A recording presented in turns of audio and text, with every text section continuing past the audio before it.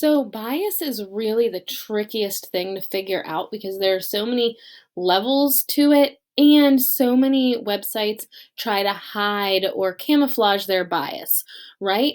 The biggest and most important thing to remember is that just because a source has facts, like this source has tons of facts, doesn't mean that it's not biased, right? So, this first one, this Clean Air Council, is very biased. It is very opinionated and has a very specific purpose.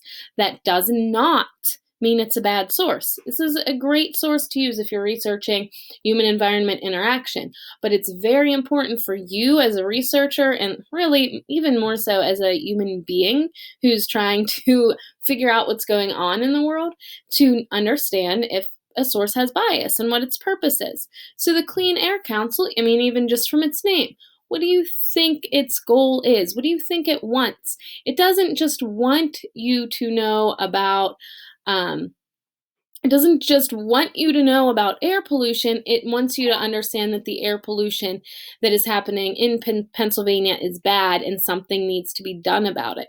There are quite a few ways for us to identify bias in this article.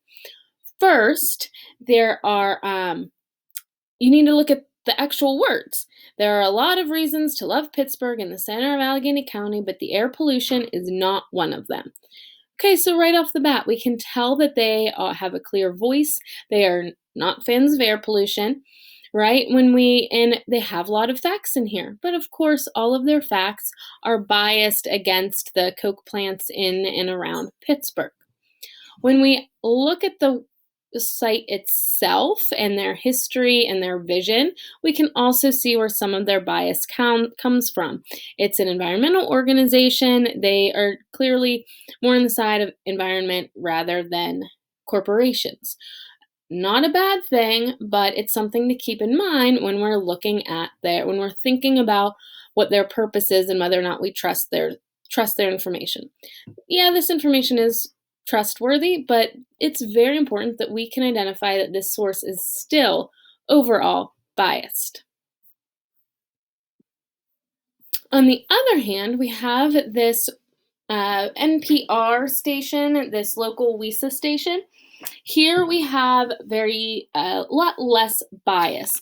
We can definitely see in the article itself, it is there's no strong wording, there's no loaded words being used. It's just giving us information. Now they are only including the one side of it. They have zero information or anything said from the U.S. Steel Company, so it is a little bit one-sided, but overall, this source is unbiased. Another great way to tell if a source is biased. If you're saying, I don't know about this, what's NPR? I've never even heard of it. Use this website. It's amazing. It's called allsides.com. And any news website that you might look for is on it. And if you go to the website, it looks like this, and you click on this media bias link here, and you can search through all kinds of different websites and news sources, ABC News, BBC News, and it will tell you if it's biased, maybe more liberal leaning, left leaning bias, or if it's more conservative right leaning bias. Something that's this purple center is generally the best. And if we look here, NPR Online News is in the center, and most readers somewhat agree. So this All Sides is a great way to find if a news source has bias in it. So please feel free to use All Sides. It's also a great way to just find information on topics as well. And to get a lot of different views, get a lot of different perspectives on it.